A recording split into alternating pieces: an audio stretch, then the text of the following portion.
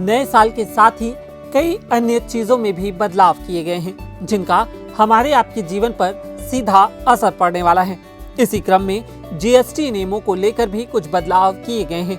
इन बदलावों के तहत स्विगी और जोमेटो जैसे फूड एग्रीगेटर्स को 1 जनवरी 2022 से 5% की दर से टैक्स कलेक्ट करना और डिपॉजिट करना होगा।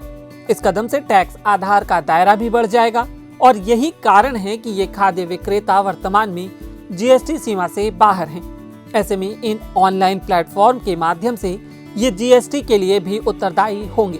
हालांकि जीएसटी के तहत पंजीकृत रेस्टोरेंट अभी भी टैक्स जमा कर रहे हैं। इसके अलावा उबर और ओला जैसे कैब एग्रीगेटर्स भी 1 जनवरी से 2 और 3 व्हीलर वाहनों की बुकिंग के लिए 5% जीएसटी कलेक्ट करेंगे। साथ ही शनिवार से फुटवियर पर भी 12% टैक्स लगेगा।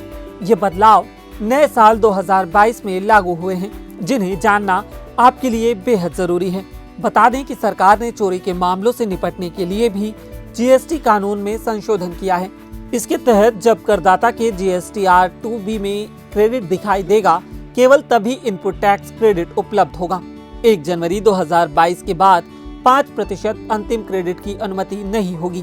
मतलब जो करदाता वर्तमान में मिलान किए गए क्रेडिट के 105% का क्रेडिट प्राप्त कर रहे हैं, उनकी कार्यशील पूंजी पर इस बदलाव का तत्काल प्रभाव पड़ेगा।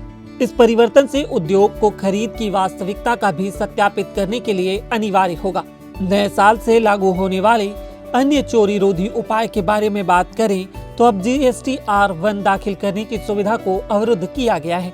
ये उनके लिए है जो जीएसटी रिफंड का दावा करने के लिए अनिवार्य आधार प्रमाणीकरण तथा व्यवसाय द्वारा कर भुगतान नहीं करने वाले मामले और तत्काल में पिछले महीना GSTR 3B दाखिल किया है।